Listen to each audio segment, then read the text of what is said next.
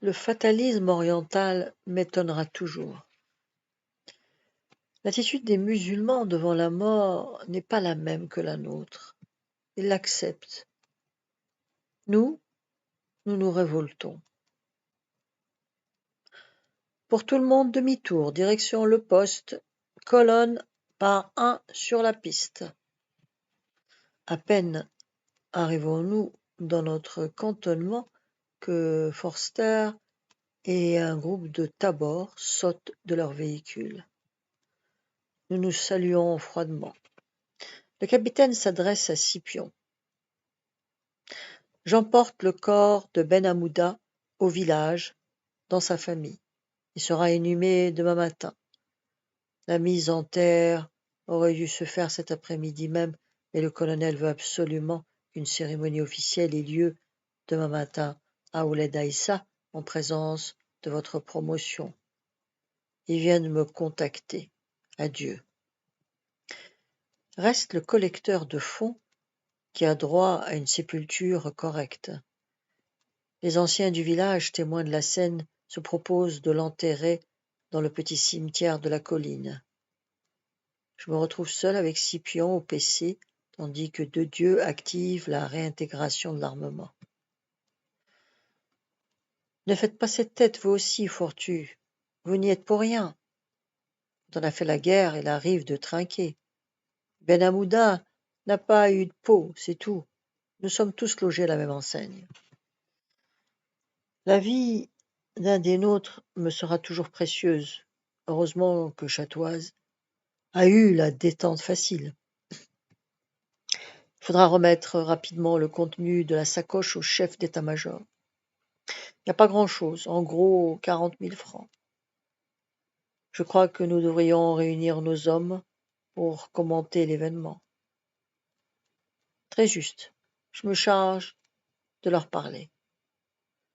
Nous sommes tous réunis dans la salle de cours. Scipion, face à son auditoire, prend la parole. L'un d'entre vous, Mohamed Ben Hamouda, a été tué ce matin au cours d'une patrouille.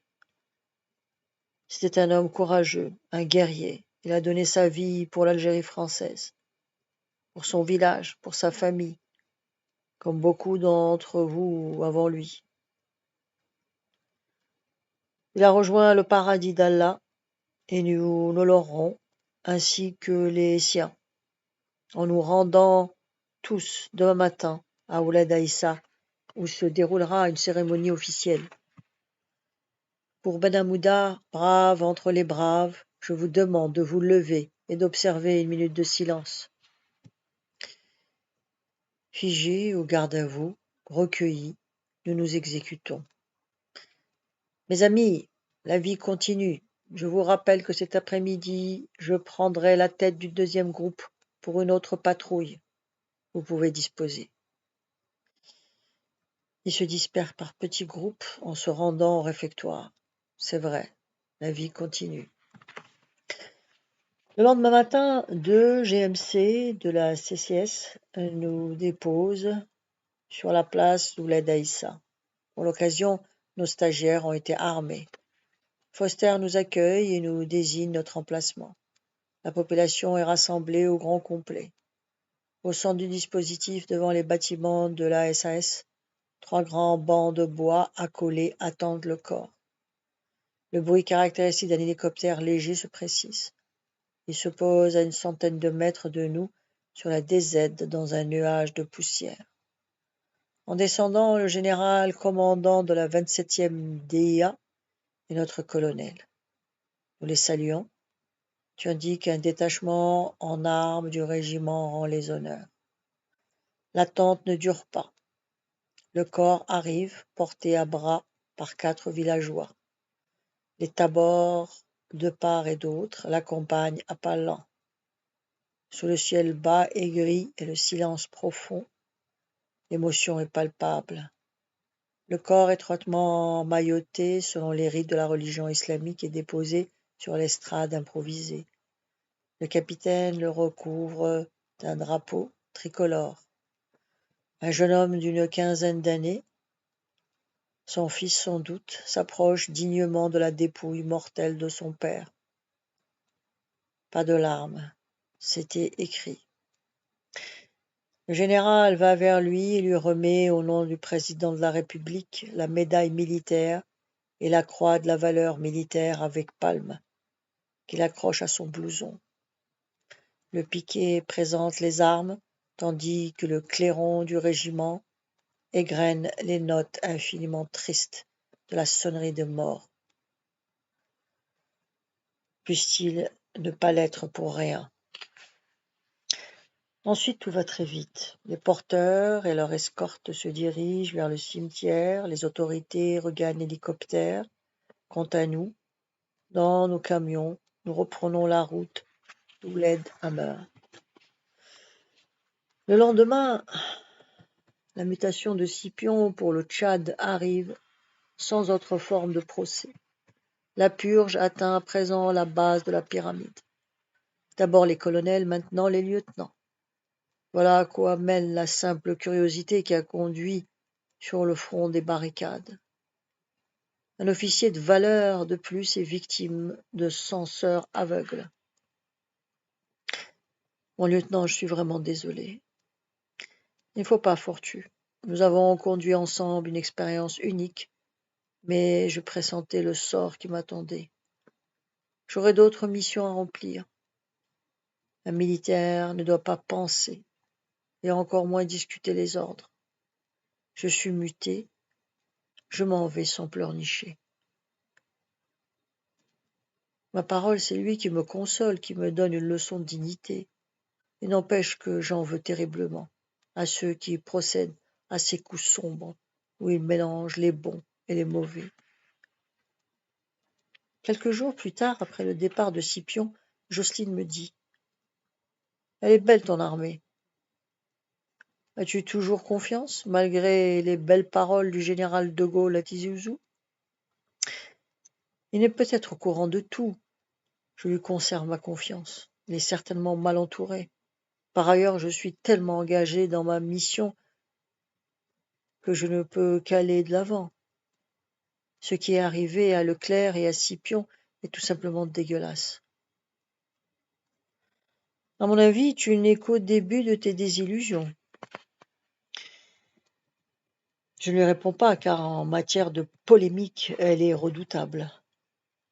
Le colonel Fauré me convoque au PC pendant la permission des stagiaires, juste avant que je parte sur le terrain pour recruter la 3e promotion. Fortu, le lieutenant Scipion a été muté et le CFAD a besoin d'un chef. Vous aurez votre 2e galon sous peu. Vous êtes parfaitement rodé et je vous crois l'homme de la situation. À partir d'aujourd'hui, vous en êtes l'officier directeur. Et vous ne devez de compte qu'à moi-même. C'est beaucoup d'honneur, mon colonel, et je vous remercie. J'essaierai de me montrer digne de la confiance que vous me témoignez. C'est entendu. Je vous verrai au grand rapport du mercredi la semaine prochaine. Exit le nouveau patron du CFAD. Je passe à la plaine avant de remonter à Ouled Hammer, à la nouvelle Jocelyne rétorque. C'est bien, c'est très bien de commander ton centre. Mais souviens-toi que tu n'es qu'un petit rouage d'une énorme machine qui peut à tout moment s'arrêter ou s'emballer. Fais attention, tu as changé d'âme.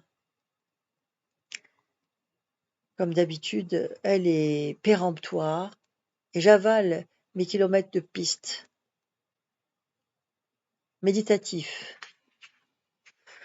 Aurait-elle raison?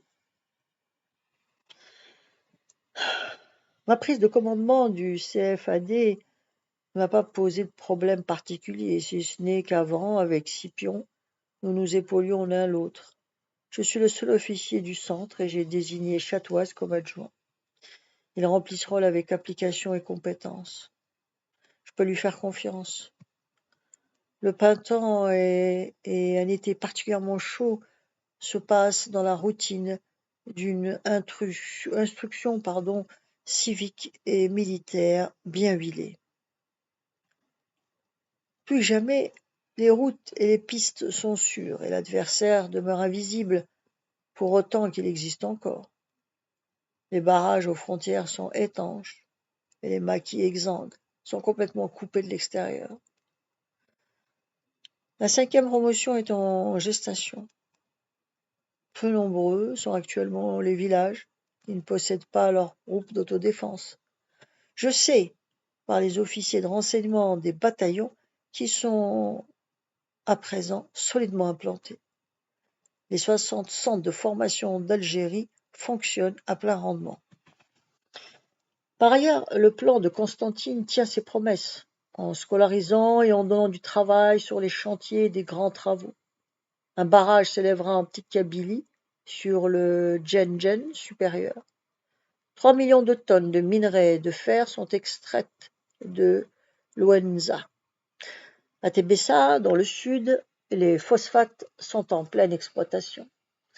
Quant au pétrole, il coule à flot à Sidi Messaoud,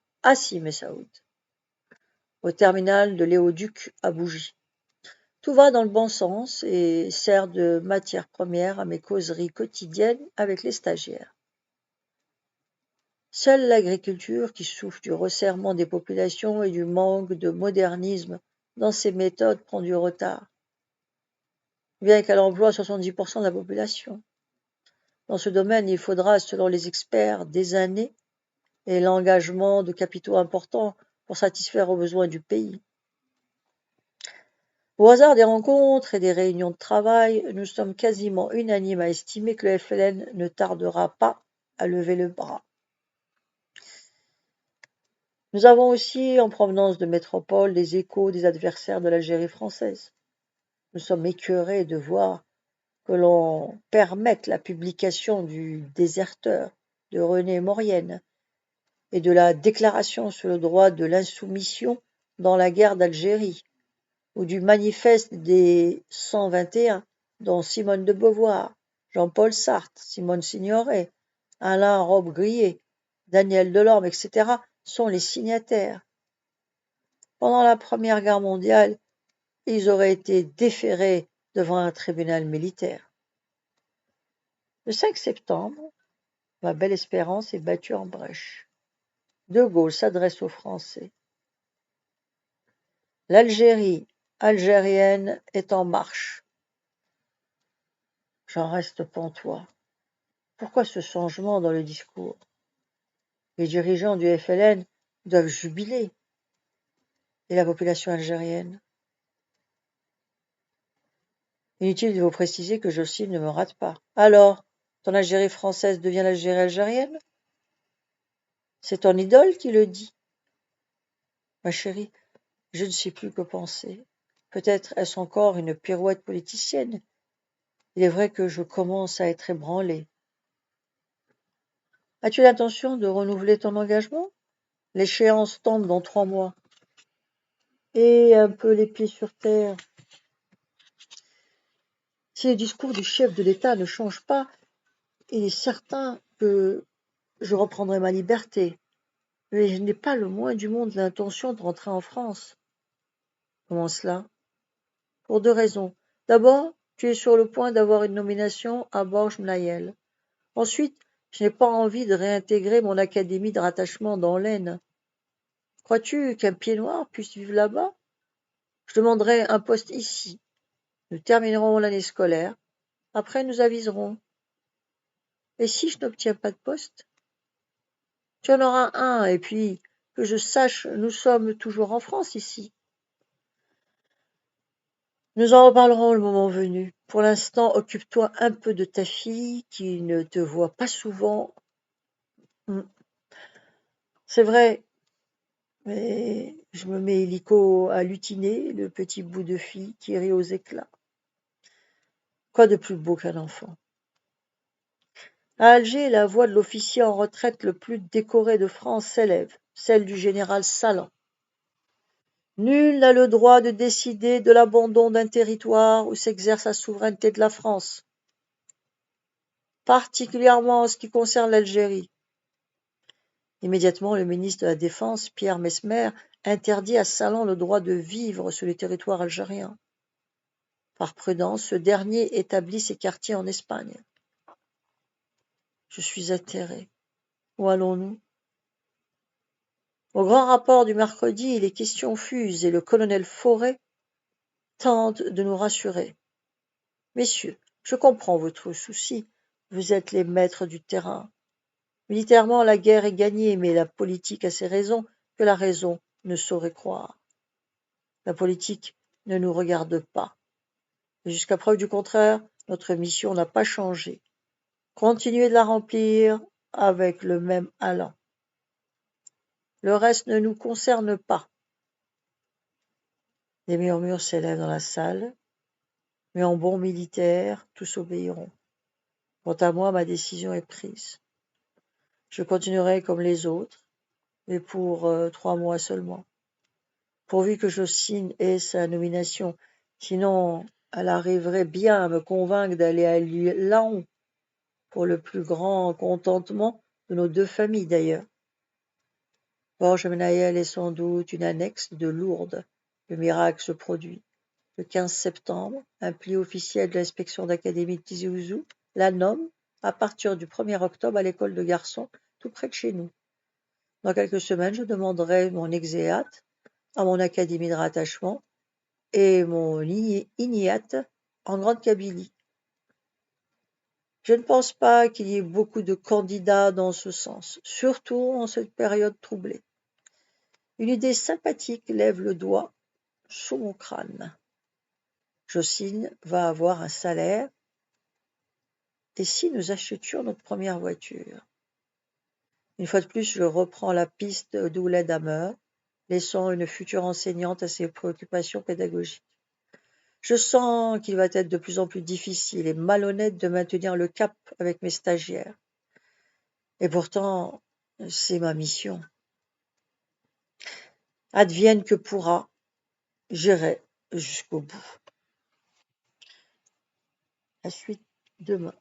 Vous pouvez vous abonner.